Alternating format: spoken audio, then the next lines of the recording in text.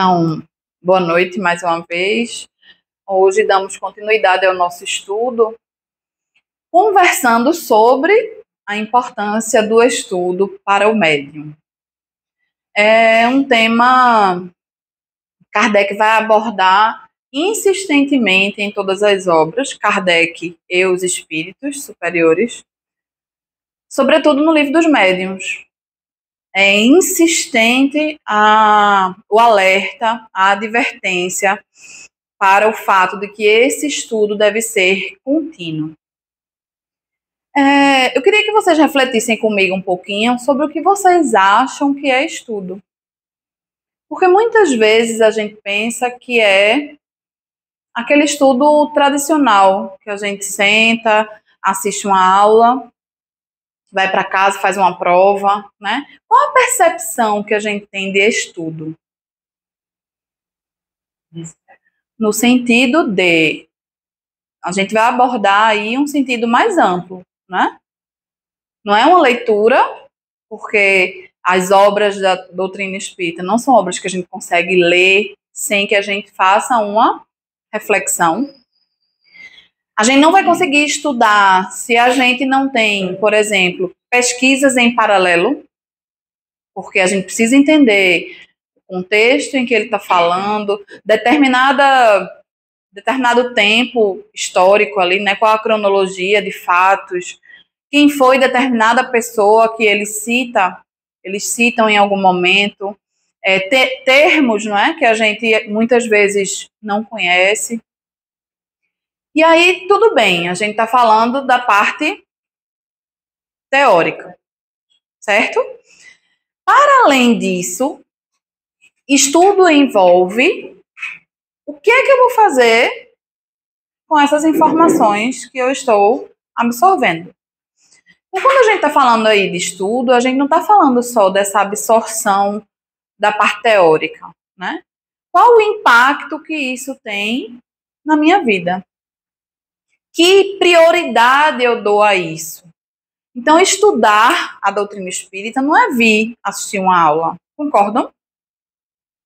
É um dos passos, uma das etapas. Mas o que eu faço fora daqui é muito mais importante do que o que a gente está fazendo aqui. A neurociência diz que a gente só absorve 10% do que a gente escuta. É muito pouco, não é? Mas quando eu ensino alguém, quando eu estudo com alguém, isso aumenta potencialmente o meu aprendizado. Então, quando eu estou aqui falando para vocês, quem está aprendendo mais sou eu. Estou aprendendo mais do que vocês, porque eu estudei para transmitir para vocês. O meu cérebro absorveu isso de uma forma diferente. Então, se cada um de nós pudesse se tornar multiplicador dessa informação, de alguma forma, a gente vai também aumentar a nossa absorção. Concordam? Isso não precisa vocês virem aqui para frente, porque eu sei que tem medos, traumas, fobias, não é? Que envolvem isso. Mas a gente pode fazer isso no nosso círculo familiar, no evangelho no lar, não é? Reservar uma hora por semana para a gente estudar junto aquele determinado livro e compartilhar isso. Tenho certeza que o aprendizado vai ser bem maior. Para além disso, a gente está falando da questão teórica. A gente vai pegar essas informações e trazer para o nosso dia a dia. Aí a gente está consolidando essa informação, esse conhecimento. Quando a gente fala conhecimento, é essa informação consolidada em nós. Se não tem conhecimento, então é informação. Não teve nenhuma mudança em nós, nenhum tipo de absorção. A gente está sujeito à informação aos montes o dia todo, não é isso? Mas o que é que eu filtro, o que é que eu guardo e o que é que vai me fazer ser um pouco diferente ou refletir sobre aquilo se transforma em conhecimento. Vale a pena a gente refletir também sobre esse momento que a gente está vivendo agora. Nós estamos reencarnados no Brasil, que é um país potencialmente espírita. Hoje é o maior volume de espíritas, né? A base da doutrina espírita no mundo é o Brasil. Nós estamos reunidos aqui para estudar com todas as bênçãos que a gente pode imaginar, não é? Nós nos alimentamos, nós temos nossa casa, nós temos toda uma estrutura que nos permite estar aqui, tendo acesso a esse conhecimento e podendo refletir de forma tranquila. Estamos aqui no ar-condicionado, ninguém está passando calor, todo mundo sentadinho. Não é a cadeira mais confortável do mundo, mas estamos, de certa forma, confortáveis. Temos condições intelectuais e cognitivas de refletir sobre tudo que a gente está refletindo aqui. Quantas bênçãos eu falei aqui? Inúmeras, não foi? Nem adentrei na intimidade de cada um. Falando de forma geral, oportunidades que são comuns a todos nós. Isso nos foi dado como empréstimo. Vai lá, reencarna, vai ter a oportunidade de estudar, vai ter uma vida com dificuldade como todo mundo tem, mas com condições de a gente estar aqui reunido estudando. Isso são oportunidades. Quando a gente pega essas oportunidades e a gente aproveita elas para que a gente possa transformar isso em conhecimento, em mudança moral, que é a aplicação desse conhecimento, em disseminação daquilo que eu compreendi com as pessoas ao meu redor, eu estou fazendo dessa oportunidade, dando um resultado. Então, é a parábola dos talentos. Eu recebi e eu estou utilizando aquilo que eu recebi para multiplicar. Quando eu não faço isso, eu estou fazendo o quê? Enterrando.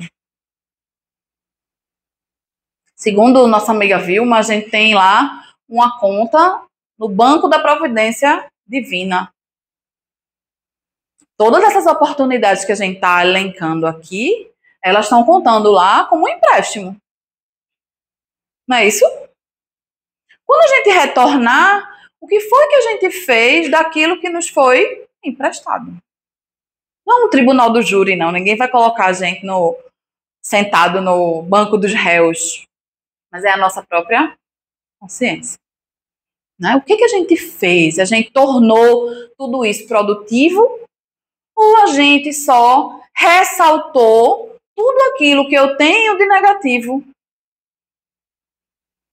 Eu tô cansada, tá calor, tá chovendo, tá o trânsito. Se a gente não toma cuidado com isso, a gente entra mesmo nessa. Eu tô falando por mim, não tô nem falando por vocês. Quando você vê, você já tá reclamando que tá cansada, aí eu digo a mim mesma, eu não vou dizer que eu tô cansada, porque eu fico mais cansada quando eu digo que eu tô cansada, né? Então, eu estou ótima, tô super animada. Eu fico enganando o meu cérebro. Porque senão a gente começa a entrar numa onda de reclamação que as situações só vão piorando. Sobretudo nós, que temos acesso a essas informações, que nos tornam mais responsáveis. Então, é nesse contexto todo que a gente vai falar sobre a importância do estudo. Por que a gente precisa estudar? Por que se fala tanto na doutrina espírita que a gente precisa estudar?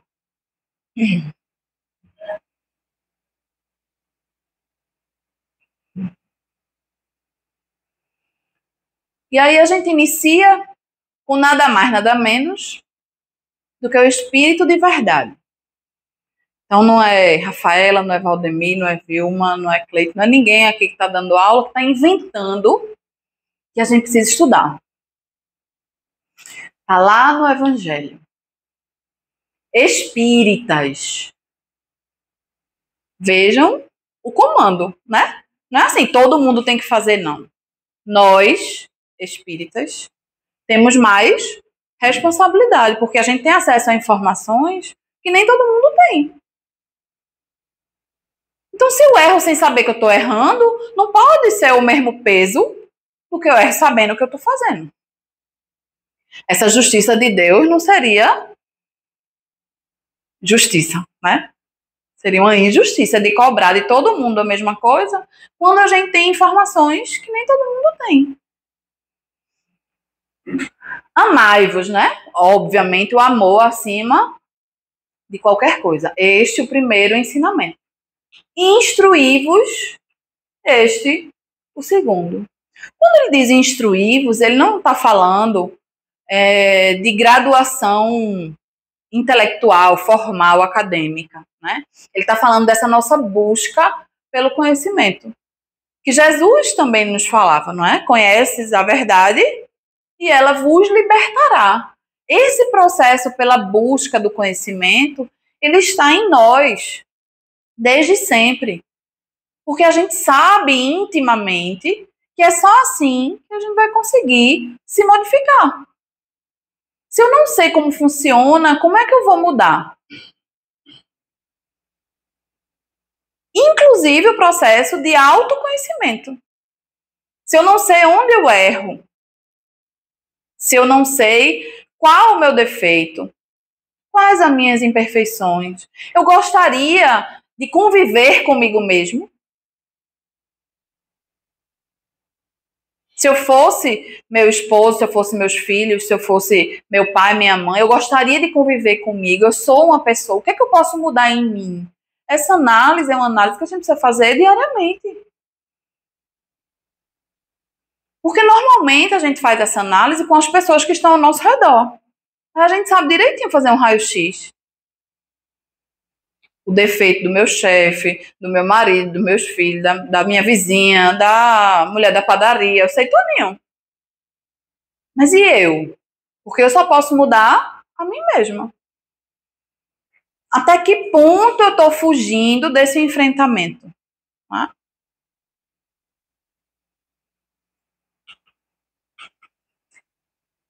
E então, esqueci o nome do livro, já já ele aparece, fazem essa pergunta a Divaldo, né?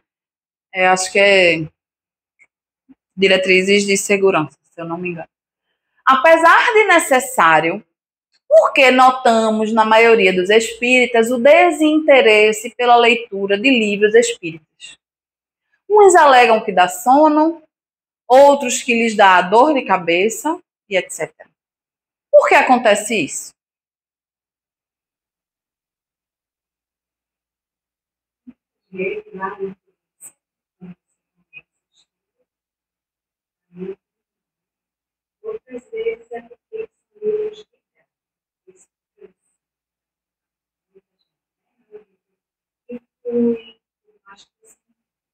Então, temos duas razões. Uma seria influências espirituais que existem em qualquer momento, né, na nossa vida, e a profundidade dos livros. São livros muito técnicos, não é isso? Mais alguém?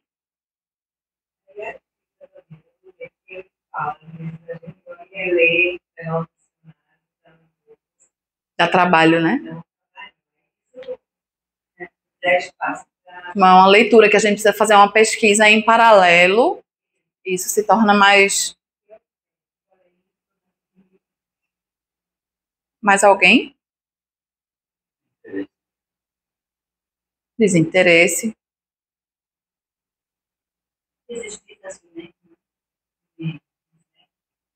Falta de determinação.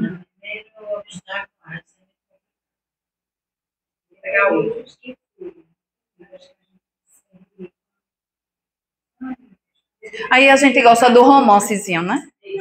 Porque flui mais a história, a gente fica querendo narrativa.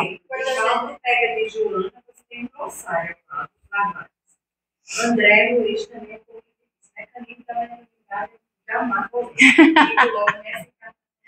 vai, Lucas está preparando umas aulas para a gente estudar com ele sobre o mecanismo da mediunidade.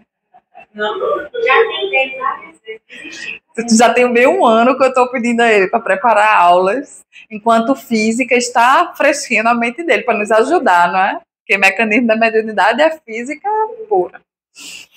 Vamos ver o que é que Divaldo responde, então. Porque o fato de alguém tornar-se espírita não quer dizer que haja melhorado de imediato. A pessoa que não tem o hábito de ler pode tornar-se o que quiser, porém continuará sem interesse pela cultura. Então a gente está falando aí de mudança de hábito. A gente tem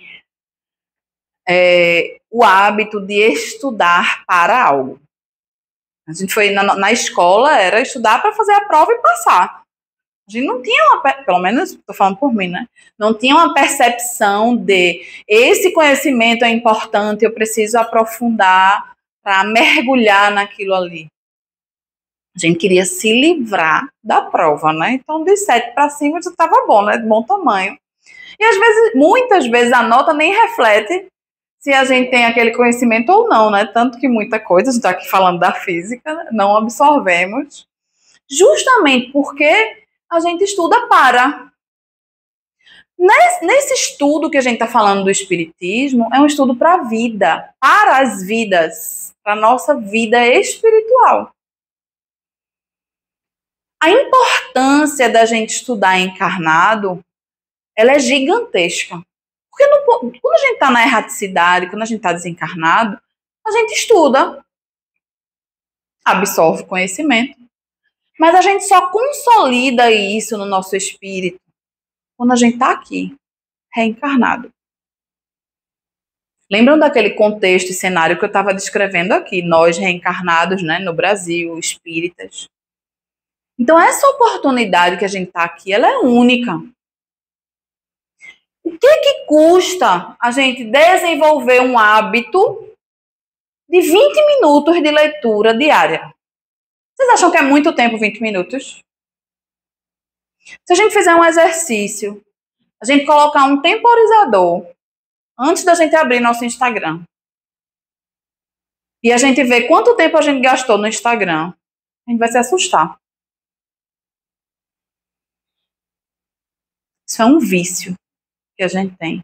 Isso é estudado pela neurociência já, que é o vício em dopamina. Esses vídeos curtos que trazem um prazer imediato. A gente nem percebe. Você passa uma hora no Instagram sem pestanejar. O que você absorveu daquilo ali? Nada.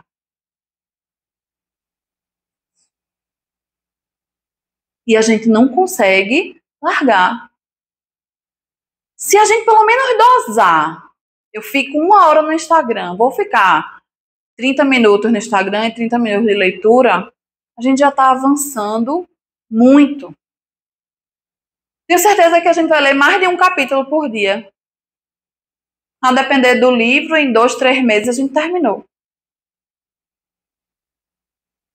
Aí vai contabilizando nas contas de Valdemir, né? O ano, não sei quantos livros.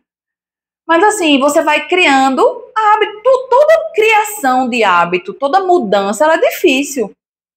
Porque o nosso corpo, ele vai resistir com aquilo. Ele quer continuar na zona de conforto. A gente precisa ter determinação, força de vontade. Entender que disciplina. Entender que aquilo ali é para o nosso bem, para moldar a nossa personalidade, para treinar a nossa mente, para nos dar insumo de trabalhar na nossa mudança moral. Mas se a gente não fizer isso pela gente, ninguém vai fazer. Quando a gente vê, passou o ano, passou a vida. Porque a gente não sabe a data de volta, a gente acha que vai ficar velhinho, né? É o que a gente deseja. Mas ninguém sabe a data da passagem. Só sabe que ela tá comprada, né? Agora, qual é a data, ninguém sabe. Aí a gente faz planos para depois, para segunda, pro mês que vem, pro ano que vem, e a gente não sabe nem se a gente tá aqui. E a gente tá perdendo a oportunidade de consolidar esse conhecimento que muitas vezes a gente já teve acesso no mundo espiritual. E os espíritos disseram, olha, Rafaela, é a tua oportunidade de consolidar esse conhecimento. Não perde, não. Eu me lembro muito de Ivone, numa passagem que ela diz que viu a imagem de Nosso Senhor dos Passos, como é o nome? É Nosso Senhor dos Passos, eu acho, né? E aí ele diz a ela, né? essa é a sua oportunidade. Agarre ela, porque é como se fosse assim, sua última chance. Essa é a sensação que eu tenho quando eu reencarnei, que me disseram isso. Essa é a tua chance de trabalhar você, né? Porque o nosso grande desafio é trabalhar nós mesmos, né? Falar para o outro é fácil. Dizer tudo isso aqui a vocês sem fazer seria muito fácil. Mas não teria verdade, não teria sentimento. Seria hipocrisia, né? Se eu não buscasse fazer o que eu estou dizendo a vocês, para que vocês façam. Então, se eu consigo fazer, vocês também conseguem. Ou não? Eu acho que vale. Eu não faço o tanto que eu deveria fazer. Eu tenho essa consciência, né? Porque eu acho que poderia fazer mais. Em termos de estudo, eu gostaria de fazer mais, né? Às vezes a gente brinca, né? Quando vê a quantidade de livro para ler, você diz assim, meu Deus, tem que ser muitas encarnações para a gente conseguir mergulhar. Porque a gente lê, quando a gente volta para aquele livro, a gente já vê coisa que não tinha visto na primeira leitura, não é? Então a gente já sabe que estudar uma vez só o livro não resolve. Imagina não estudar nenhuma, né? Parece que é novo. Parece que é novo, exatamente. Nosso Lar eu já li umas 3 vezes e toda vez que eu leio, eu digo, eu não me lembro disso de jeito nenhum. Justamente porque a gente só absorve 10%. O próprio evangelho, quando a gente faz em casa, que cai uma vez, duas, três, aí passa um tempo daqui a pouco. Além do que, a gente precisa lembrar que quando você leu, a sua mente era de um jeitinho. Você já teve outras vivências, você passou por maturidade, você aprendeu outras coisas. Então, quando você vai reler, a sua mente já capta outras percepções que não tinha naquela época. Por isso a gente vai entender que o estudo é contínuo. A gente não vai parar de estudar nem tão cedo, se é que um dia vai parar de estudar. Então, eu acho engraçado quando a gente conversa com os espíritos na reunião e eles dizem assim, moça, eu não gosto de estudar, não. Se eu fosse você, eu aprendi a gostar, porque eu posso dizer a você, você não vai parar de estudar. Eu não acredito, né? Um negócio desse, a pessoa pensa que morreu, não vai precisar mais estudar. Eu digo, agora é que vai precisar estudar mesmo? É uma notícia que para ele não é tão boa, né? Mas no plano espiritual a gente precisa estudar ainda mais e trabalhar também. Então, o descanso eterno, a gente já sabe que não existe, né? Continua Divaldo. O sono normalmente decorre da falta de hábito da leitura, excepcionalmente quando a pessoa está em processo obsessivo, durante o qual as entidades inimigas operam por meio de hipnose, para impedirem aquele que está sob o seu guante, né, sob a sua autoridade, que se esclareça, que se ilumine e, consequentemente, se liberte. Mas não em todos os casos. Então, há casos que a influência espiritual se dá, sobretudo quando eu já tenho em mim aquela vontadezinha de não ler, né? Vou tentar. Aquele vou tentar que na segunda frase a pessoa já está cochilando, né? Tá com o livro na cara. E é óbvio que as entidades conhecem a nossa mente. Se a gente não tem essa determinação, elas vão se aproximar e vão ter repercussão em nossa mente. Agora, quando a gente se determina, ou elas vão absorver também aquele conhecimento, porque vejam, se tudo que a gente pensa, a gente projeta, lembram? A gente imprime essas formas, pensamentos, na nossa atmosfera fluídica ao nosso redor. Então, a gente está ali lendo e a gente está construindo essas imagens na nossa mente. Os espíritos que estão ao nosso redor se beneficiam daquele momento ali. Ou vão se afastar, porque a nossa sintonia mudou. Lembram da aula passada, né?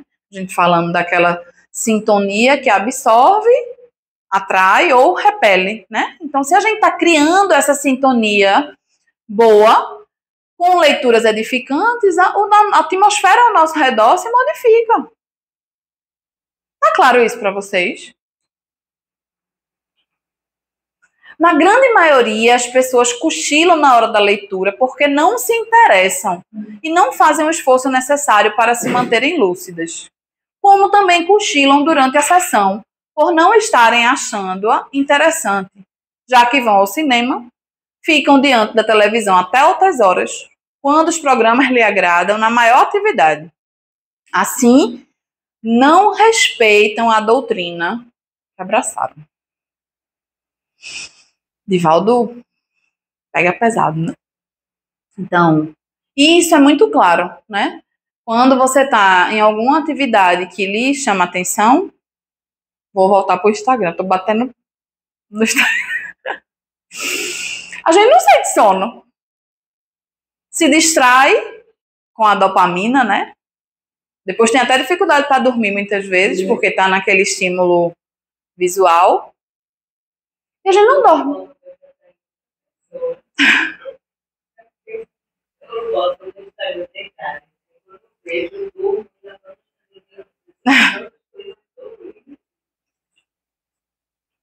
Mas quando é algo que a gente não quer, né? Como eles aí, uma aula, até na reunião mediúnica, né? A pessoa dorme que ronca. Então, é um profundo desinteresse, e Divaldo vai dizer que é um desrespeito. E é. E aí você não está respeitando aquele trabalho, não está respeitando aquele ambiente que é de extrema seriedade, né? A maioria dos médiuns que buscam as reuniões mediúnicas em função de suas faculdades trazem consigo a mediunidade de provas e comumente não dispõem de base suficiente para sua condução segura neste complexo terreno do exercício mediúnico. Então, se a nossa faculdade mediúnica é de prova, quanto mais a gente estuda, melhor a gente compreende e melhor a gente se prepara para enfrentar o que a gente precisa enfrentar. É o estudo que vai dar a gente essa base. Porque imagina eu entrar num laboratório de química sem saber o que são aquelas substâncias ali e qual o resultado de misturar aquelas substâncias. O que é que a gente pode fazer? Né? Pode explodir o quarteirão todinho. Se a gente não sabe o que é que a gente está fazendo. O Kardec, inclusive, faz essa analogia. Né? Por que a gente precisa desse estudo para iniciar uma reunião mediúnica? Porque eu preciso saber com o que eu estou lidando. Quais os riscos que eu corro trabalhando mediunicamente? O que é que eu preciso fazer para me resguardar? Para resguardar o meu ambiente doméstico? Como é que eu vou lidar com esses fluidos? Né? Como é que eu posso me blindar para que isso não interfira no meu trabalho, na minha família? Porque quando a gente abre a nossa faculdade mediúnica, quando a gente inicia esse processo de educação, a gente amplia a nossa percepção. Se eu não sei como lidar com isso, isso vai me trazer transtorno. Então, a gente precisa do estudo para poder saber como lidar e como melhor se comportar nesse processo do trabalho mediúnico, certo? Eis porque a falta de hábito da concentração em ideias positivas faz que, durante os labores, né, os trabalhos da mediunidade dignificante, ocorram várias incursões no sono, no desvio mental, na perturbação e no desinteresse. Ocorrências essas que dificultam a tarefa principal. Então, se a gente não consegue parar e se concentrar numa leitura, como é que a gente vai, numa reunião mediúnica, conseguir concentrar, esvaziar a mente, para que a gente possa captar o pensamento da entidade comunicante? Tudo faz parte de uma mudança de hábito. A gente, obviamente, não vai conseguir isso do dia para a noite, mas a gente precisa começar a exercitar esse hábito.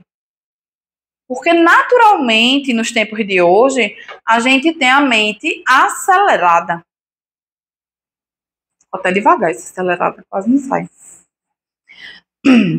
A gente faz mais de uma coisa ao mesmo tempo, naquela correria, naquela busca, né? Sabe-se Deus pelo quê?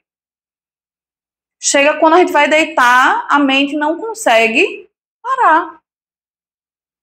Porque em nenhum momento do nosso dia a gente tentou parar. Vocês acham que a gente vai deitar e vai dormir um sono reparador? Não vai. Aí você diz que é insônia, toma remédio para dormir, o sono vai continuar sem ser reparador. Porque houve uma indução ao sono, quimicamente falando, mas a sua mente está ativa. Então a gente precisa educar a nossa mente. E a gente só consegue fazer isso com exercício. Parar para não pensar. Hoje eu estava vendo uma médica dizendo que ela está fazendo terapia do sono. Nem sabia que existia essa.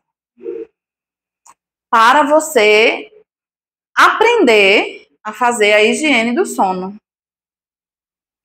E aí ela disse que ela tem um horário para ela se preocupar. Até aqui eu posso me preocupar. A partir daqui, eu não vou mais me preocupar com nada do dia. Você vai resolver alguma coisa do seu dia às 7 horas da noite? Você já em casa, já largou do seu trabalho, já jantou? Aí você está preocupado com alguma coisa que você vai ter que resolver amanhã? Vai adiantar de quê? Aí André Luiz vai dizer assim, a sua preocupação não solucionará problema algum. Jesus vai dizer, a cada dia basta o seu mal. E o que é que a gente faz? Deita na cama e tá igual a Nazaré Tedesco, uns cálculos todinho, aqueles negócios que não para a mente. Aí você acorda como? Exausta. Aí como é que tu tá? Tudo bom, tô morta de cansada, tô com sono. E tô mesmo, porque eu não consegui nem reparar o meu sono e nem reparar o meu corpo e nem o meu espírito. Porque quando a gente dorme em uma sintonia elevada, nós somos atraídos pelos nossos protetores espirituais. É por isso que a gente deve orar antes de dormir. Nossos protetores vão conversar. Olha, Fabiana, não se incomode com aquilo não, vai se resolver no tempo certo.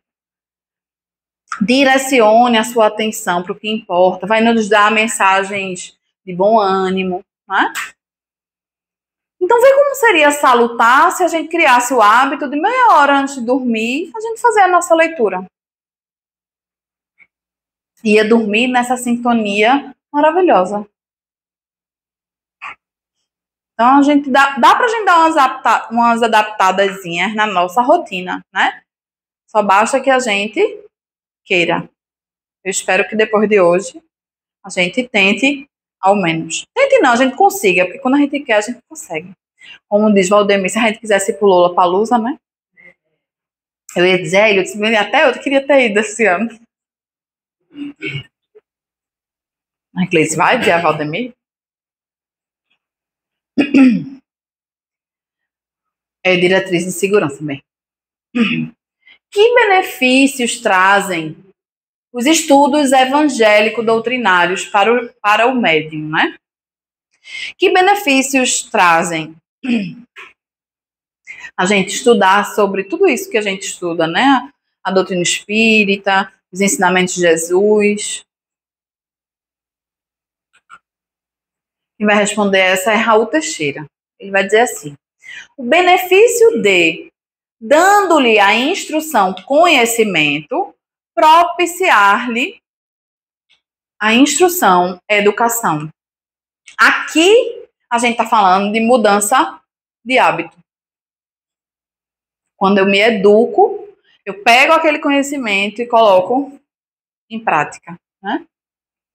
É através do estudo, mormente, do Evangelho e das obras basilares da doutrina espírita que o médium se irá apercebendo de quem ele é, ou seja, o autoconhecimento, do porquê ele é médium, quais as suas responsabilidades diante da mediunidade, por que o indivíduo chega à Terra com a tarefa da paranormalidade para exercitar.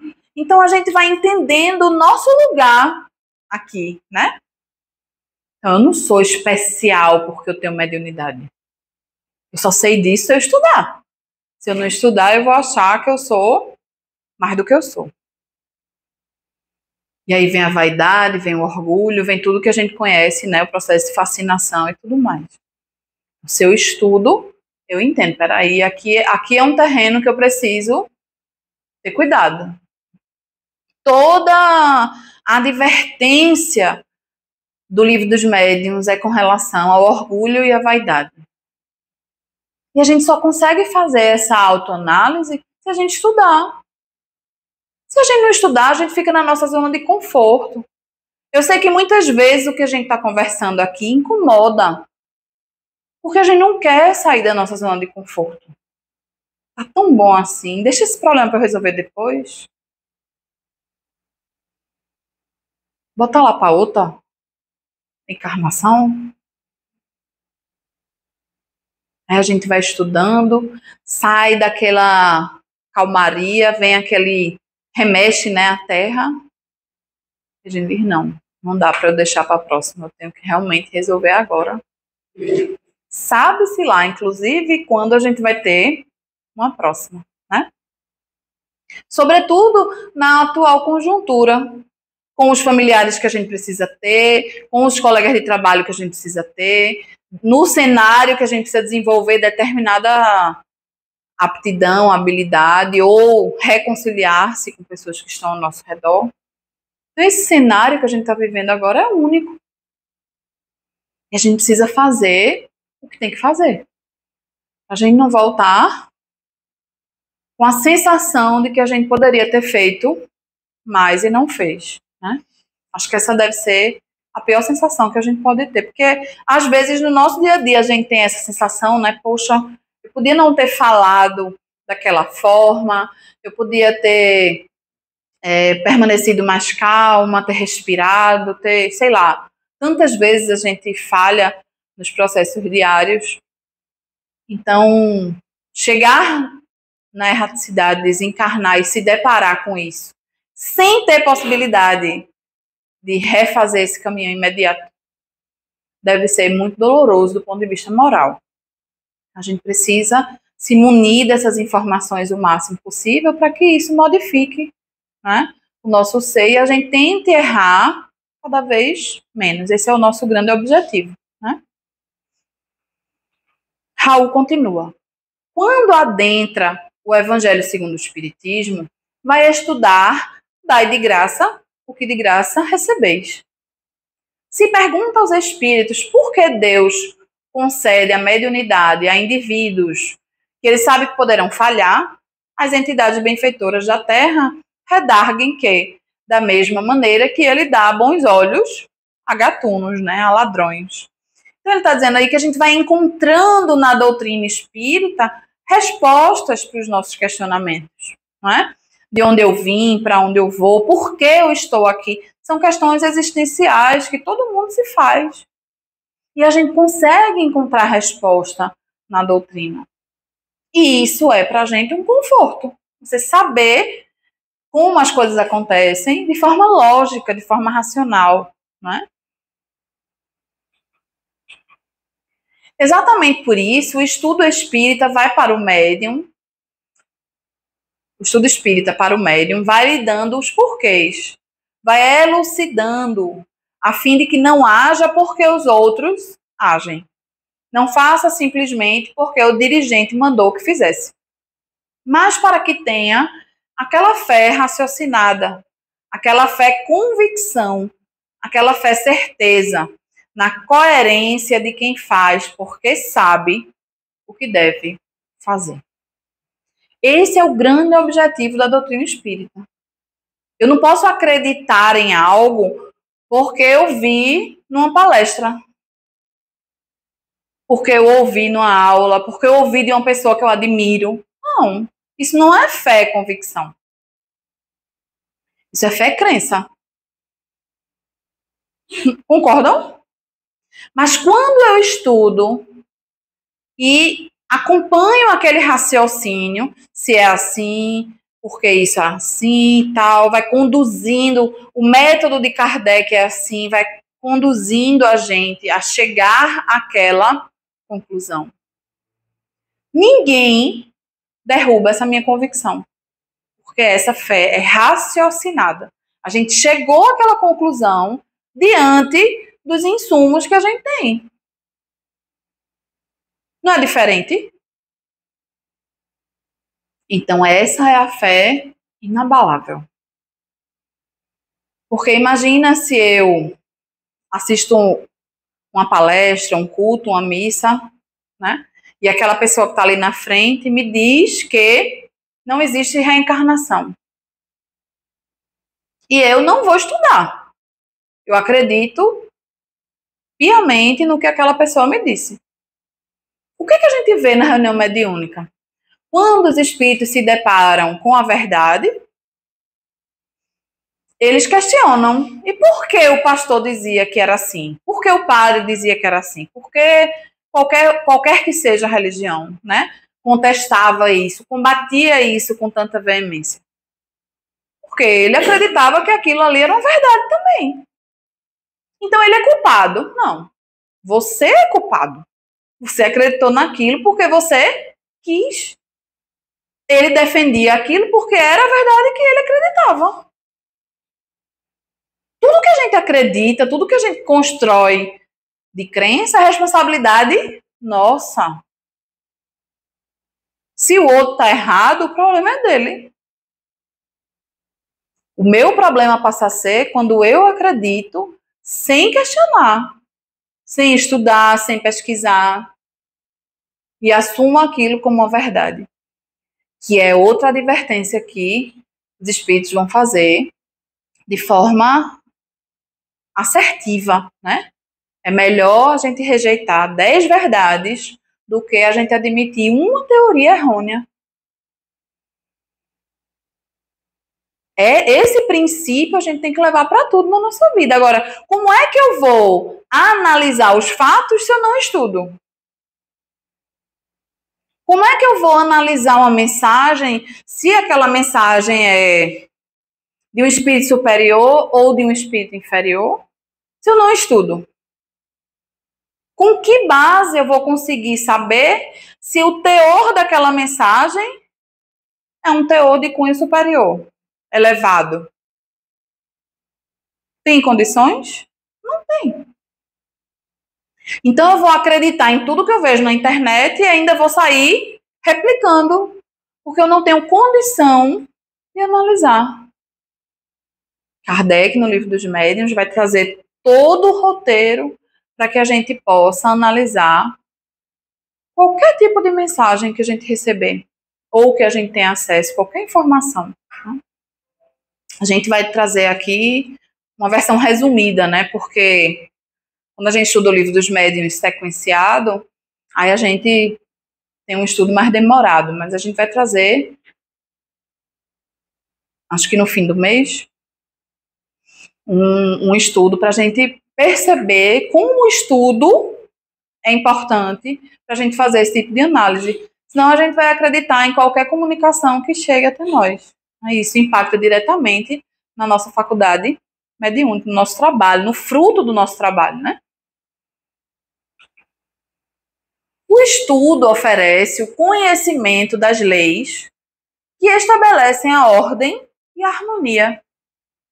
Ao mesmo tempo, elucida quanto ao mecanismo de que se constituem as relações entre os encarnados e os desencarnados.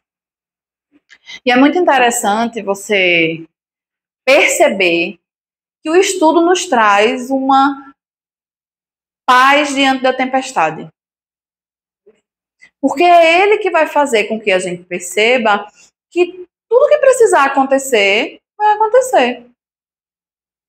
E a gente não precisa se desesperar porque algo vai acontecer ou não. O que mais a gente vê na internet são previsões que nos trazem muito mais angústia do que bem-estar.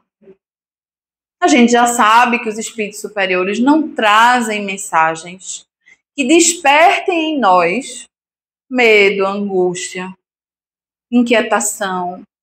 Se a sensação que a gente teve diante de uma mensagem foi essa, descarte. Porque não é do espírito superior. Pode até ser verdade, mas a mensagem não é do espírito superior. Porque eles não fazem isso. Eles falam de uma forma tão sutil que a gente sente muito mais o conforto de estar sendo cuidado o tempo todo, amparado, do que o que de fato pode acontecer. Então é Terceira Guerra Mundial, é o vulcão de não sei onde que vai entrar em erupção e vai destruir todo o Caribe, que essa eu vi esses dias, essa daí, placa tectônica que está se mexendo não sei aonde. Me digam qual o poder que a gente tem diante dessas situações. Zero. Por que a gente vai se angustiar com isso? Tem gente estocando comida e água com medo da guerra. Minha gente, se a gente tiver que passar fome, a gente vai passar fome. Não adianta estocar em casa, não. É como se a gente quisesse manter o domínio de tudo o que acontece com a gente e a gente não tem esse domínio sobre o futuro. A gente precisa ter fé que vai acontecer conosco o que a gente precisa passar, porque não é agora que a gente está decidindo isso. Há um porquê, há uma causa justa. E a gente fica alimentando angústia com situações que a gente nem sabe se vão acontecer. Aí a gente tem o quê? Ansiedade. Porque a gente não consegue controlar o futuro. Não vai controlar o futuro.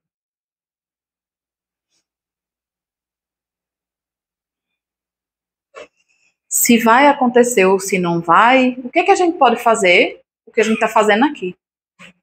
Fortalecer a nossa fé através do estudo. Porque quando a tempestade chegar, a gente vai precisar dessa fé. Lembram da cena da tempestade lá, que Jesus está com os discípulos? E aí ele chama Pedro, não é? E a gente é como Pedro, né? Nossa fé vacilante não acredita que a gente pode fazer também. A gente afunda. Com Jesus diante da gente, a gente afunda. Porque nós temos pouca fé. Essa fé e convicção que Raul fala, nos falta. Que é construída pelo conhecimento. Se eu sei que eu só passo pelo que eu preciso passar por conta das minhas ações do passado, por que eu tenho tanto medo do futuro? Então, eu não sei. Eu acredito desacreditando. Aquilo ali para mim ainda não é uma certeza. Não é isso? Porque se a gente sabe, a gente confia. E aí, meu Deus, né? Me fortalece para que eu possa passar pelo que eu preciso passar. Porque eu sei que essa é a minha chance, né? Não existe justiça. Não existe acaso. A gente não está navegando no meio do acaso e vai ser assaltado, esquartejado porque está no meio da rua, não. Não é assim aleatório o processo. A gente atrai situações por conta de nossas ações do passado. Isso não dá uma calma a vocês, não? Se não dá, tem algo de errado com a nossa fé. Porque era para dar. Ou a gente está estudando pouco. A gente não consolidou isso na gente ainda. Porque a gente precisa confiar. Se a gente não confiar, a gente afunda.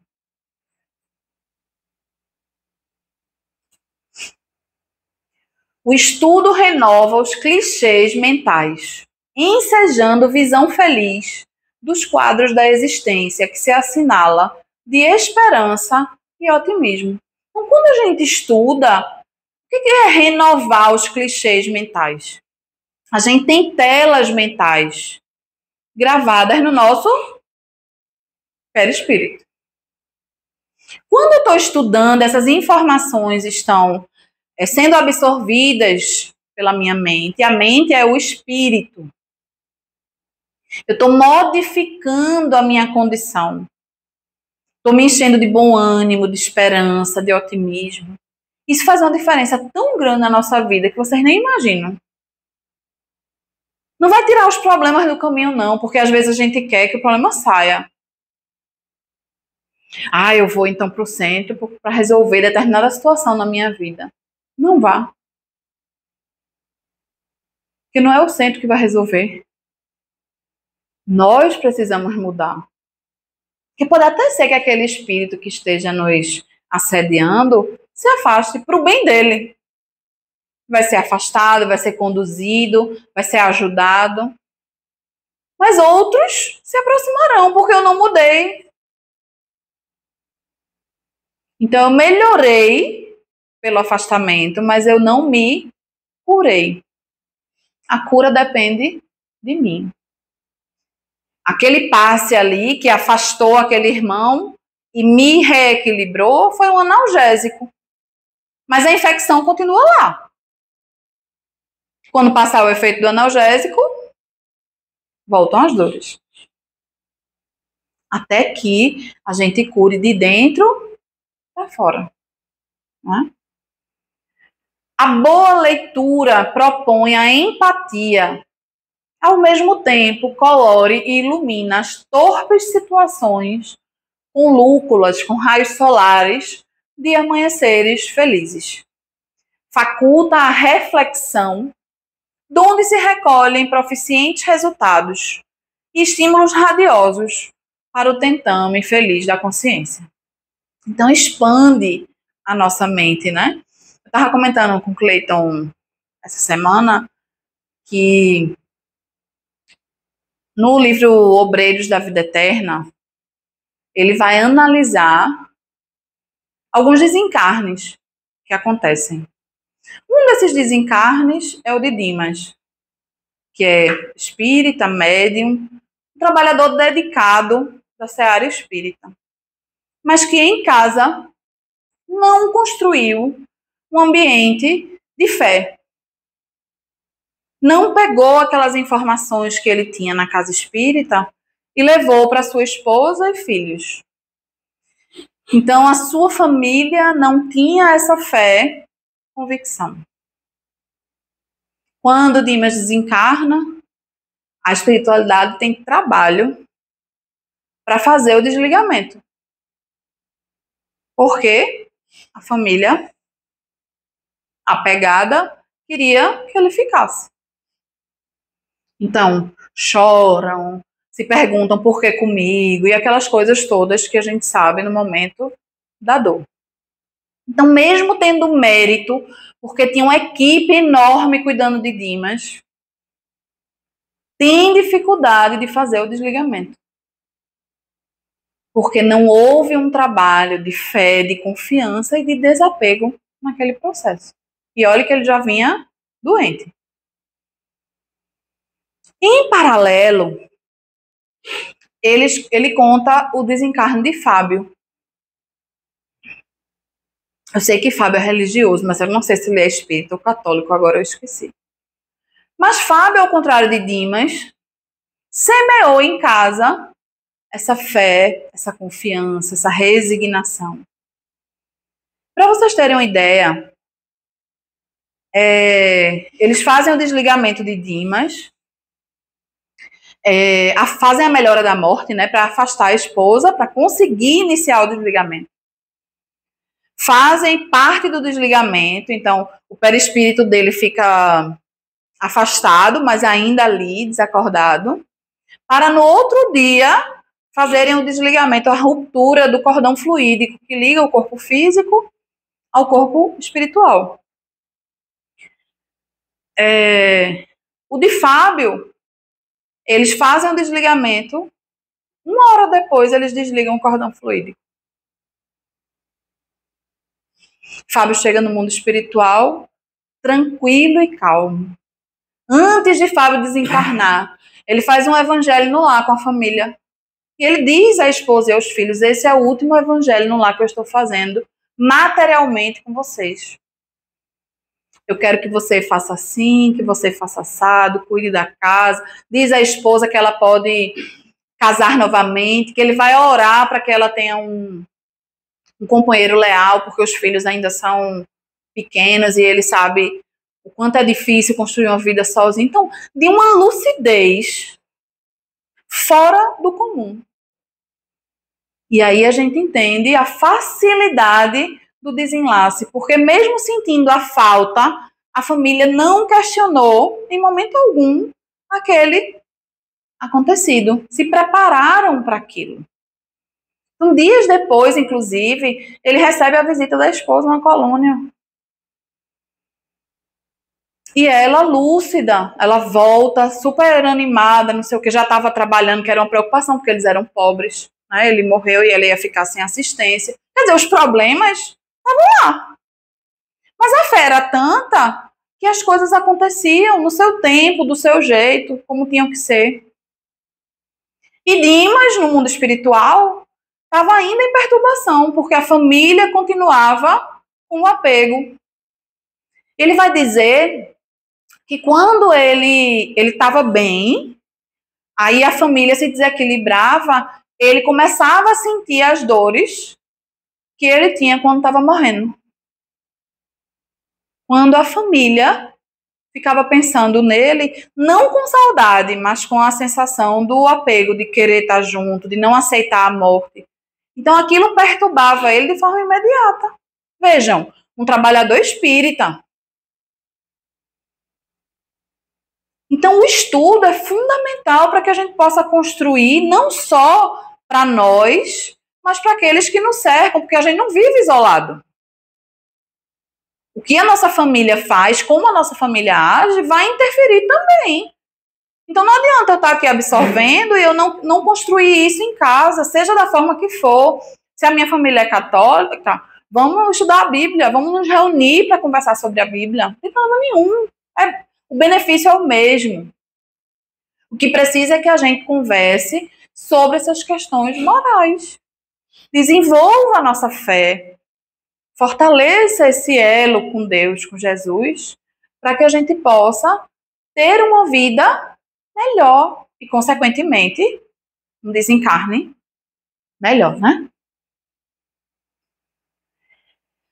Educar, no seu sentido mais profundo, é arrancar de dentro. Como a dizer que o conhecimento jaz na intimidade do ser, aguardando a metodologia que o trará à luz. Assim, busquemos a nossa atividade educativa e extraiamos de dentro, de cada um de nós em particular, e de todos nós em geral, a gema do amor que dorme, aguardando o sol que lhe refletirá a bênção da claridade. Então, ele vai dizer que a gente precisa querer, quando ele diz arrancar de dentro, é que esse processo de educação ele não vai acontecer de fora para dentro. Agora vocês estão recebendo essas informações de fora para dentro. Mas elas só terão impacto em vocês, em nós, se a gente pegar isso e quiser mudar. Porque incomoda, dói mudar. O que eu queria mesmo era chutar o pau da barraca. Eu quero lá saber, eu vou... Sou assim e pronto. Quem quiser que aguente. Quem não quiser, se afaste. Eu tenho direito, eu estou certo. O que a gente escuta dos espíritos sofredores que estão perseguindo alguém? Eles têm todo o direito de fazer o que eles estão fazendo. Você não matou ele? Matou, roubou, ficou com a mulher dele, esquartejou, pintou bolinha. Ele está lhe perseguindo agora com toda razão. Tem razão ou não tem? Tem. Ele está assim porque foi a gente que fez. Aí a gente volta para a questão do estudo. Como é que a gente vai demover um espírito desse que está há séculos sofrendo o que a gente fez a ele?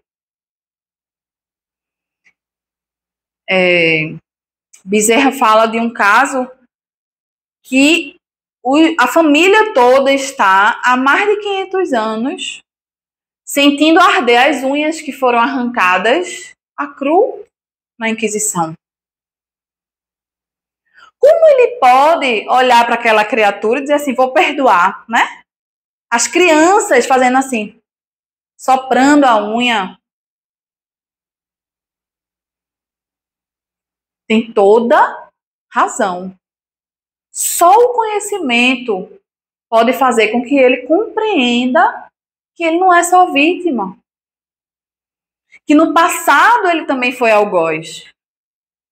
Por isso conhece a verdade e ela vos libertará. Então, quando a gente conhece, a gente diz, não posso, né? Como é que eu posso cobrar do outro uma atitude que eu também fiz? Na verdade, aquilo que aquela pessoa fez foi uma vingança. Eu já tinha feito com ele e ele fez comigo. E em outra existência foi ele que fez. Enfim, a gente vem de inúmeras existências nos alternando entre vítima e algoz. É erro por cima de erro, não é? Então, com que direito a gente tem de cobrar alguém por alguma atitude? E a gente só sabe disso se a gente estudar. Se não, eu sou a vítima do mundo. Tenho todo o direito. Me torno até justiceiro muitas vezes. Saio matando por aí todo mundo que erra para defender quem é a vítima, né? A gente também vê isso. Só o conhecimento liberta. Uma das primeiras providências a ser tomada em relação a esse programa iluminativo diz respeito à autoanálise que se deve propor o interessado trabalhando as imperfeições do caráter, os conflitos comportamentais, lutando pela transformação moral para melhor no seu mundo interior. Não vê como o Espiritismo tira a gente da posição de vítima, né? A gente não tem nenhum direito de reclamar. Falado está errado. Porque tudo que nos acontece ou é fruto de nossas ações atuais ou é fruto de nossas ações do passado. E por que a gente reclama tanto?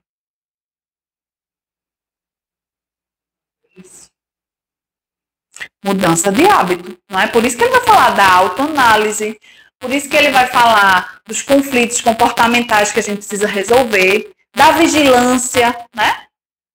Do pensamento. Então, eu vou reclamar e eu não posso, né? Não posso reclamar. Então, vamos substituir a reclamação por um agradecimento. Podia ser pior. Suponhamos agora que a faculdade mediúnica esteja completamente desenvolvida. Que o médium escreva com facilidade. Que seja, em suma, o que se chama um médium feito. Grande erro de sua parte fora crer-se dispensado de qualquer instrução mais, porquanto apenas terá vencido uma resistência material. Tem Kardec aí, no caso, né? Está dizendo o seguinte, já sou médium, estou trabalhando na reunião mediúnica, não preciso mais estudar. Lei do engano, né? Aí é que você tem que estudar. Porque a possibilidade de você fracassar é maior do que quando você não estava na reunião mediúnica. A gente não pode iniciar o trabalho mediúnico sem saber disso. Ele exige da gente esse comprometimento com o estudo.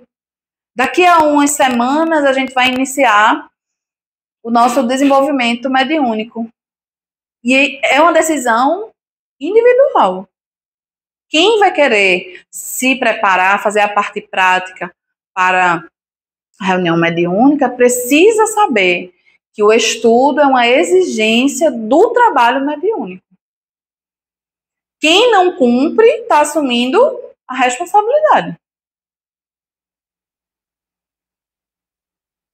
É o livre-arbítrio, não é? É o direito de cada um, que tem consequências. É ele mesmo. Não é isso?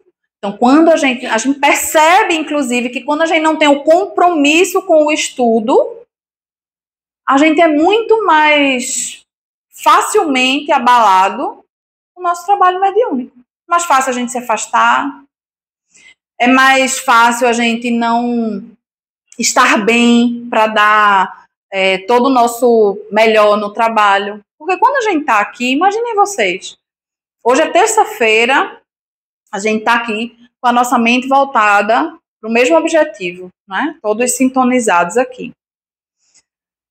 A gente já está sendo preparado para o trabalho mediúnico, que no nosso caso acontece na quinta-feira.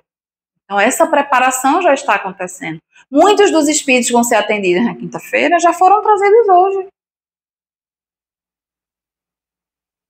E aí, quando você vem, muitas vezes, já está iniciando o seu trabalho.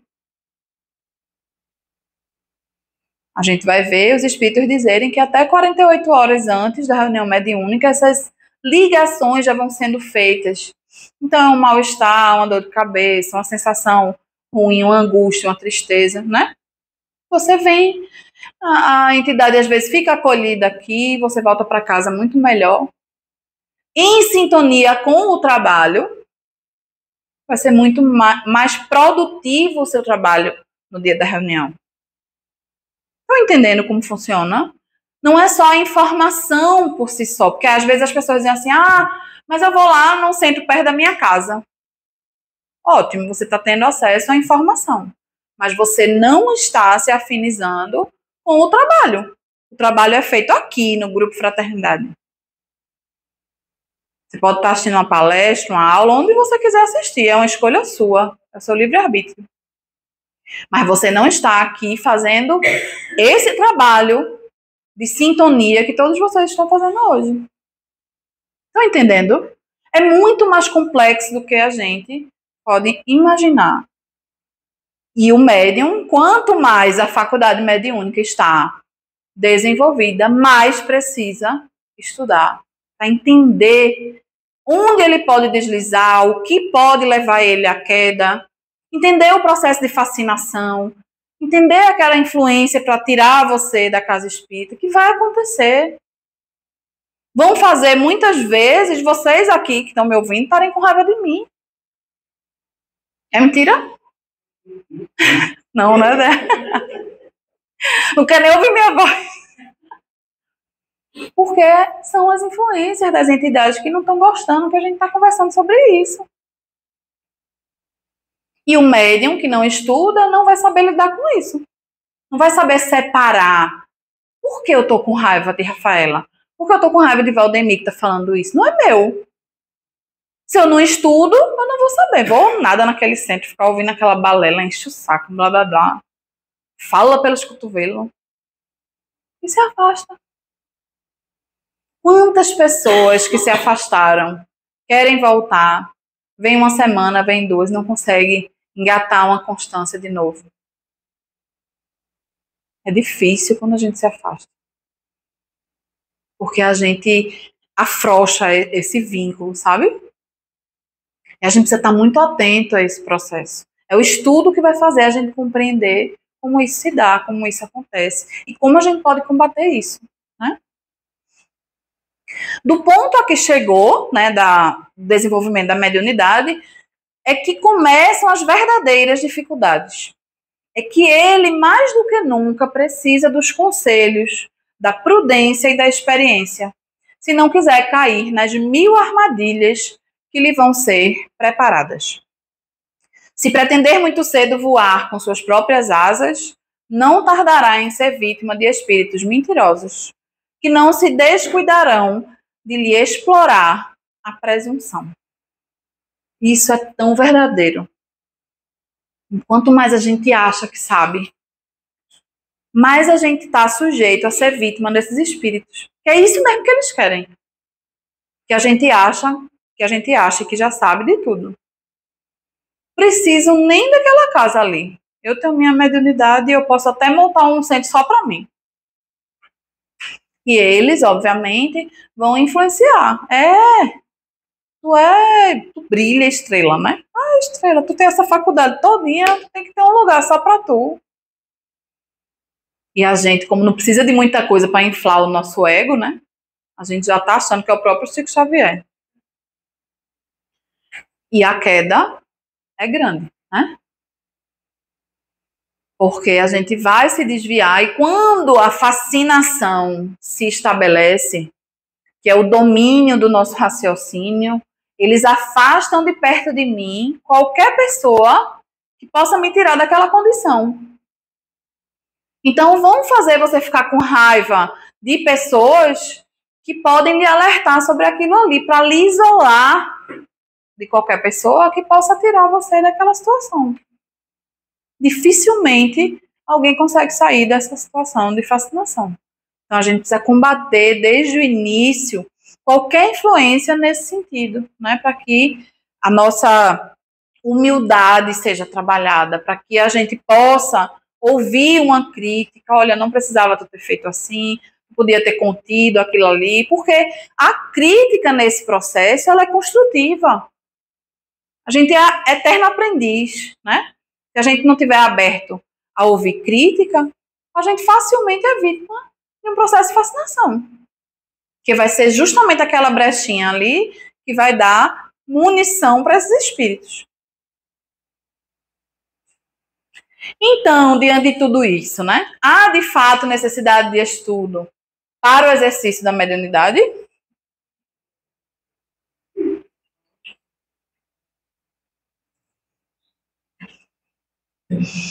Sem qualquer margem à dúvida.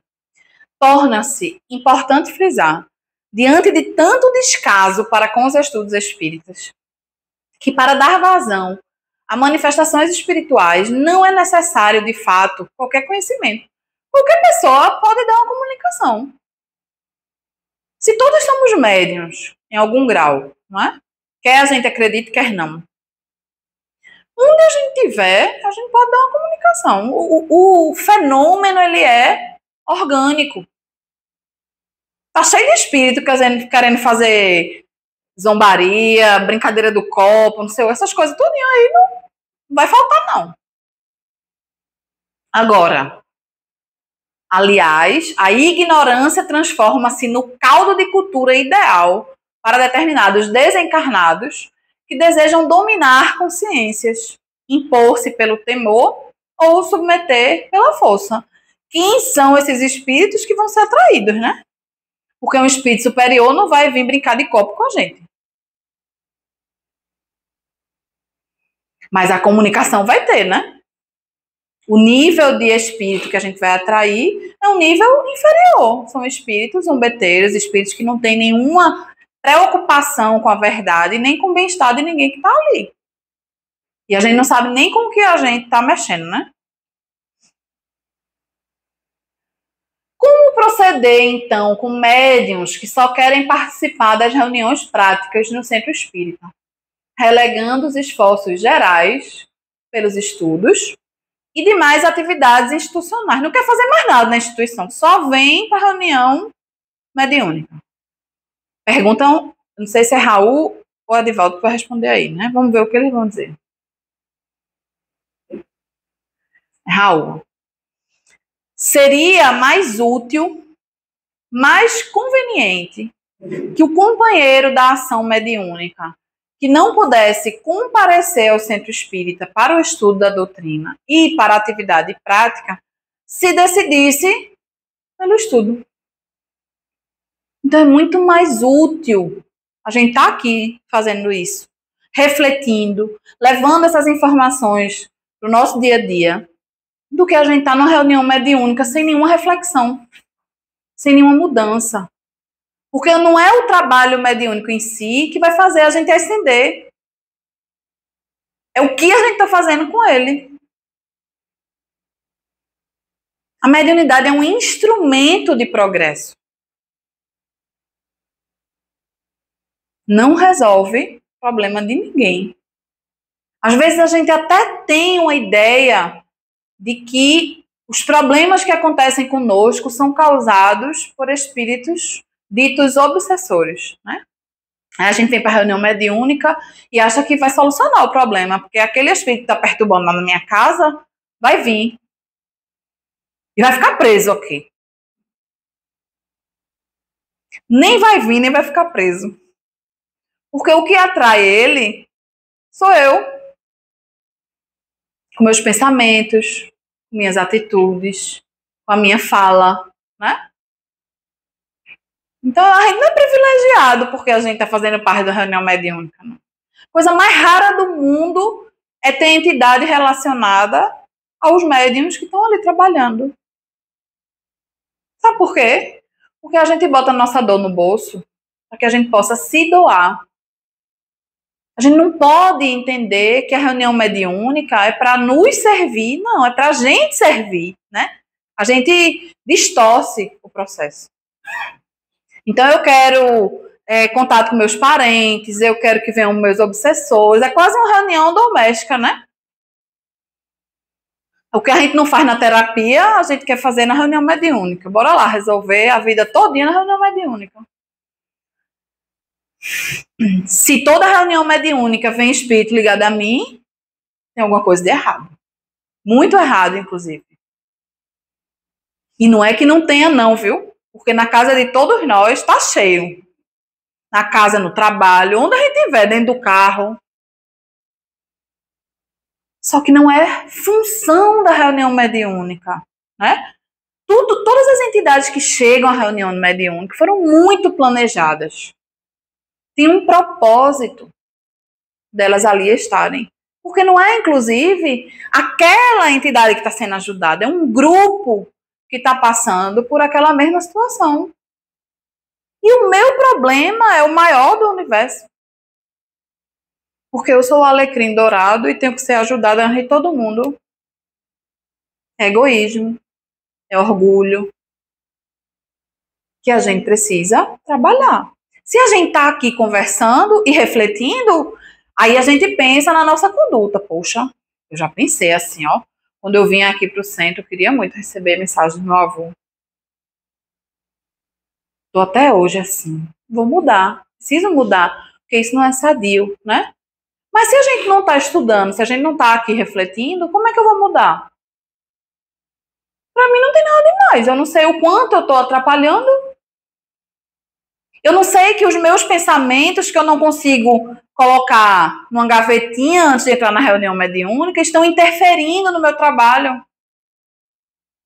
Se eu não consigo me desvencilhar dos meus problemas, das minhas inquietações antes de iniciar o trabalho mediúnico, eu vou interferir no trabalho. A gente está falando aqui porque a gente tem o conhecimento. Se não tiver, a gente não vai saber que está atrapalhando. Aí está lá na nossa continha da providência divina todas as reuniões que a gente não se preparou para lá estar. O que era para ser bênção se transformou num débito. E em vez de eu ajudar, eu atrapalhei. Porque eu não fiz a minha parte. Tá entendendo? Como é complexo o processo? Como não é um simples estudar, ai que saco, fica mandando estudar toda semana. Não é isso. Esse estudo impacta em todas as áreas da nossa vida. E a gente precisa ter essa consciência. A gente vai assistir de novo essa aula várias vezes. Porque de vez em quando a gente relaxa. Aí a gente precisa falar de novo. Por isso que Kardec, em vários momentos, né, e os espíritos, em vários momentos do livro, ele puxa de novo o assunto. Porque é algo que a gente precisa condicionar a nossa mente àquele processo. Ele ainda continua, né? Com o conhecimento, é fácil entender, agir racionalmente ante quaisquer situações. Já o fenômeno puramente desentendido pode perturbar, pode converter-se em séria tormenta para a criatura e para o grupo a que esteja vinculada. Veja a responsabilidade. Porque quando eu me perturbo, eu não me perturbo sozinha. Eu perturbo a reunião toda. Que a gente vai lembrar que a reunião mediúnica é um ser coletivo. Então, quando eu decido não estudar, quando eu decido não me preparar, eu estou prejudicando o trabalho como um todo. Eu não estou prejudicando só a mim, não. A responsabilidade que a gente tem. E estou prejudicando determinadas entidades que poderiam ser assistidas naquele dia e não vão ser. Porque a atmosfera do ambiente não está favorável. Porque a minha mente está acelerada, porque eu não consigo me desligar. Porque eu estou na reunião mediúnica e estou pensando na hora que vai acabar, estou pensando no que eu vou fazer no outro dia, estou pensando no problema que eu deixei em casa, estou pensando no almoço que eu vou ter que fazer ainda quando eu chegar. E estou atrapalhando, é melhor nem estar. Se você não consegue se doar, melhor a gente estar aqui estudando. Está ganhando muito mais. Trabalho mediúnico é doação, é renúncia. Muitas vezes vai ser o dia do nosso aniversário, vai ser o dia do aniversário de alguém que a gente ama. E aí você vai dizer para aqueles espíritos que estão sofrendo dores seculares, que iriam ser atendidos naquele dia, que você hoje vai comemorar. Desculpa aí. Aguenta mais uma semana aí, porque hoje é o dia de eu celebrar a minha chegada na Terra, porque eu estreio, né? Eu não nasço, eu estreio. Essa é nova. Tô. Controla a comunicação, né, Débora? Mas aí a gente se coloca do outro lado, né? Somos nós o desencarnado que tinha tudo para ser assistido naquele dia. E o alecrim dourado não foi, né? Porque tinha uma festa, porque ia comemorar o aniversário, porque era aniversário de casamento, o que quer que seja. Como é que a gente fica? Imagina ser um inimigo nosso do passado. Que naquele dia, depois de muita conversa, conseguiram convencer ele a esse enfrentamento, esse ver você ali naquele momento. E você não vai. Eles até vêm às vezes, mas vêm para... Está vendo? Eu não disse que era igualzinho? Continua fugindo.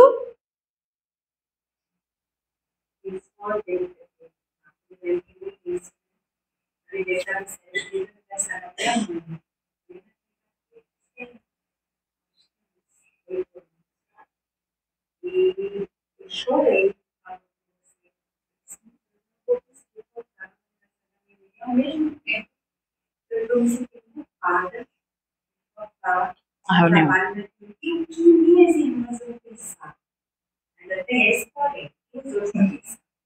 Quando eu tomei a decisão de vir, não, meu aniversário já troquei de data, já troquei das minhas filhas, não vou se cair. Não vejo. Todo mundo já sabe. Quando a gente consolida na gente a importância, né, desse trabalho, imagina que é como se um médico que fosse responsável pelo plantão na emergência da restauração. Ele, hoje eu não vou não.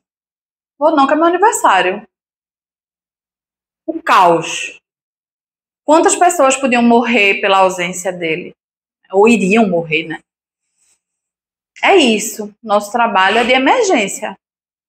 A gente não está na reunião mediúnica para só dialogar, né? É um trabalho de amparo a dores que a gente não tem condição de mensurar. Então, olhando do ponto de vista espiritual, não se justifica, por mais justo que na nossa mente seja, não se justifica. E é um processo de consciência nosso, entendam, não é ninguém que vai acusar a gente, não. É a gente que, quando verificar aquela situação, vai dizer, que futilidade, né?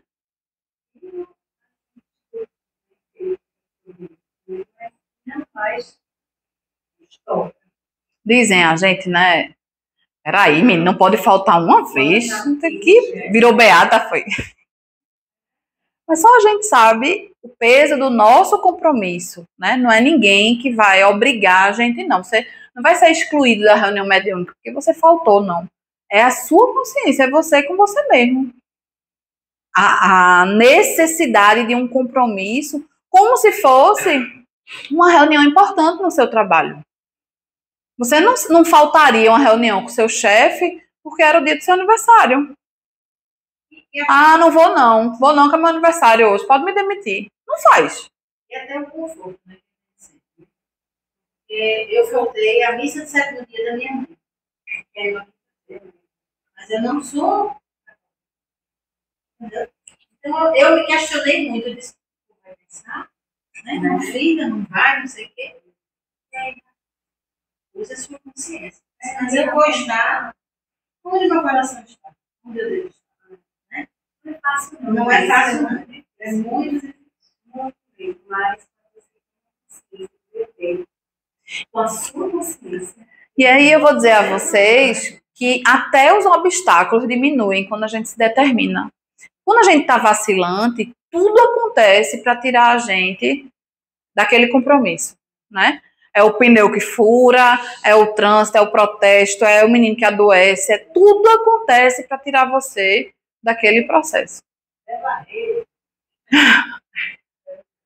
Eu me lembro que a gente dependia de uma pessoa para ficar com os meninos, para poder vir para a reunião, mas toda semana ela faltava. Aí lá ia a gente pro Janga, deixar os meninos na casa da minha tia para poder vir. No atropelo que a pessoa chega, não sabe nem como chegou, né? Mas depois isso se acalma porque eles entendem também que você não vai desistir. E os meninos estão aqui.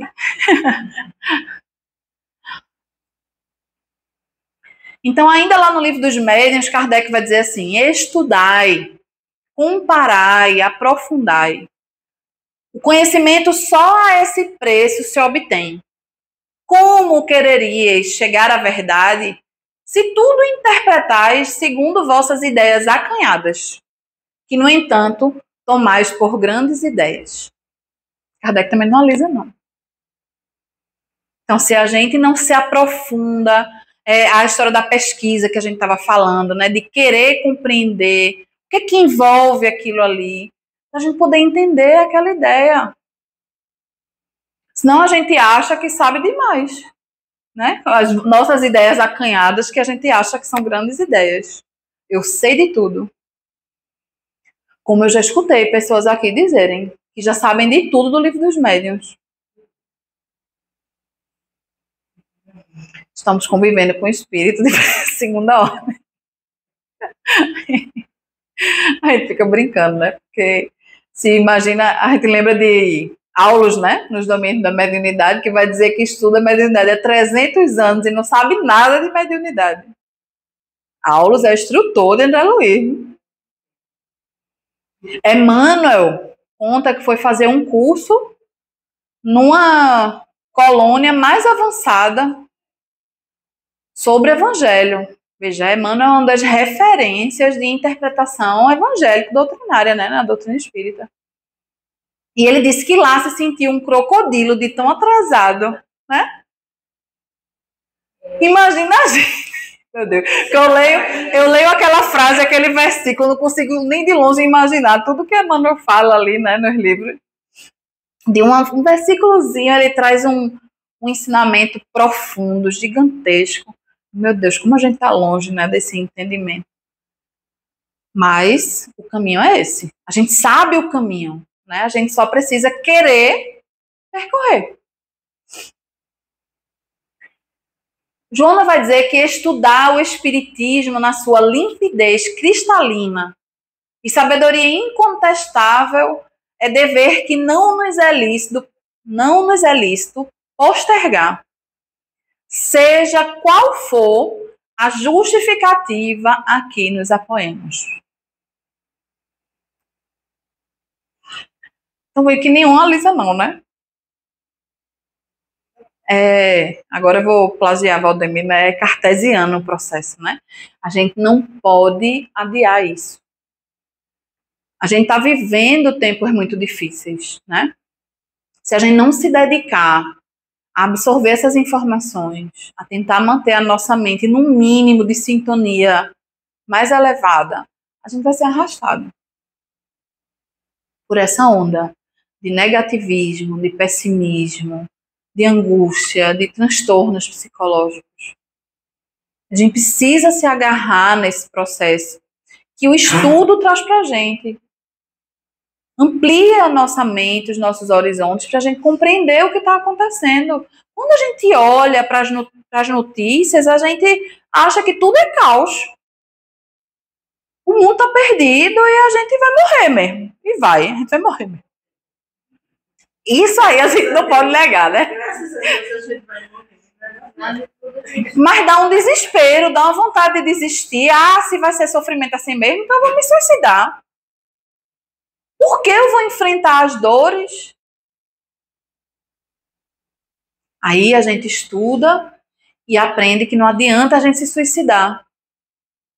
Porque o sofrimento vai se intensificar. Não é nem que vai continuar, vai se intensificar. O seu problema vai continuar lá do mesmo jeitinho e as suas dores vão aumentar. Então, o estudo me liberta. Ainda que eu queira fazer aquilo, porque eu tenho aquilo impresso no meu perispírito, porque em outra existência aquilo ali já foi uma aparente solução para mim, como aquilo está lá no meu inconsciente, o meu organismo me leva àquele processo. E eu preciso resistir àquilo. E eu só consigo fazer isso se eu estudar. Porque vai abrir a minha mente, eu vou entender que é diferente. Muitas vezes, quando a gente conversa com espíritos que não sabiam da existência da alma após a morte, né, ou não tinham tido contato com isso, eles dizem assim, mas isso deveria ser ensinado nas escolas. E de fato é. Porque isso não diz respeito à religião. Isso é uma lei natural. Vai acontecer comigo, quer eu acredite, quer não. Eu posso ignorar completamente, eu posso combater isso com toda a minha força e eu não vou conseguir mudar, porque é assim. Então, quando eu morro, eu me deparo com um mundo que eu combati a minha vida inteira. E isso vai me trazer perturbação, óbvio. Eu estava esperando que quando eu morresse, eu ia ser recebida por um carro de ouro dirigido por Jesus. E quando eu morro, nem tem carro de ouro e nem Jesus aparece, né? E eu me deparo com uma realidade de dor, porque eu estou apegada a um processo que eu construí na minha mente. A nossa mente é muito forte, né? A gente constrói mundos paralelos e a gente vive aquela ilusão.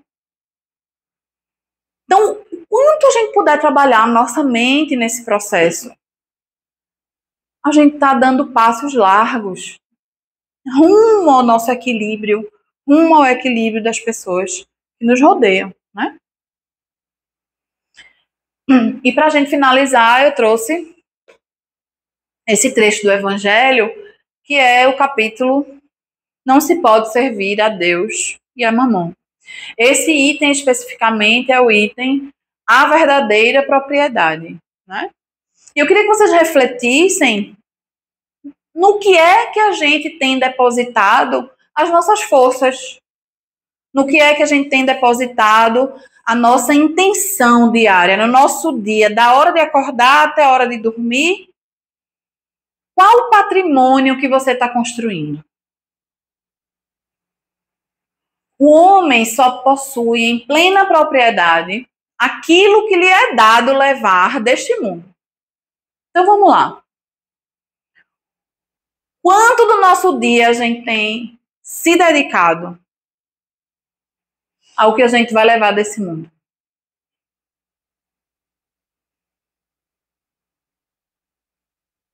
É o que a gente está construindo. É a bagagem que a gente vai levar. Do que encontra ao chegar e deixa ao partir, goza ele enquanto aqui permanece. Então, minha casa, meu emprego, meu carro, meu corpo físico, tudo que eu tenho e que acho, inclusive, que eu dou aos outros, não é meu. Eu repasso. Porque eu não criei aquilo, né? Me foi concedido por conta do meu trabalho, porque eu conquistei, tudo bem. É importante que a gente tenha esse conforto, a gente trabalha para isso, se qualifica. Mas a importância que eu dou a isso, em detrimento ao que eu vou levar, é que está em jogo aqui.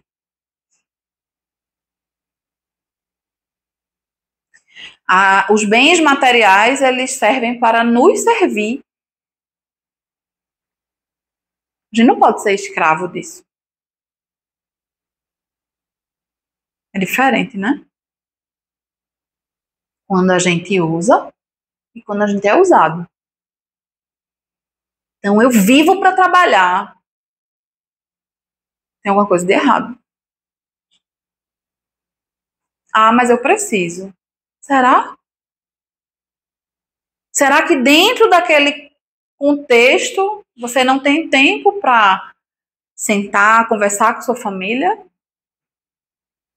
Você não tem tempo para fazer uma leitura edificante? Você não tem tempo para cuidar de você? Tudo isso vai ficar.